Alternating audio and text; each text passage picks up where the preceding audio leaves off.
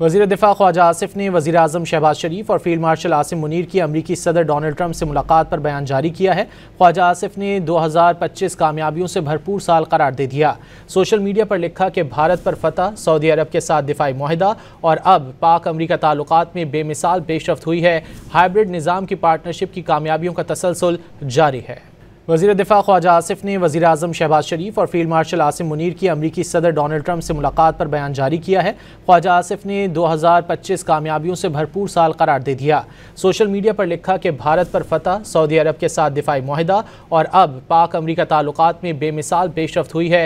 Hybrid निज़ाम की partnership की कामयाबियों का तसलसल जारी है। वज़ीर दिफ़ा ख्वाजा आसिफ ने वज़ीर आज़म शहबाज शरीफ और फील्ड मार्शल आसिम मुनीर की अमरीकी सदर डोनाल्ड ट्रंप से मुलाकात पर बयान जारी किया है। ख्वाजा आसिफ ने 2025 कामयाबियों से भरपूर साल करार दे दिया।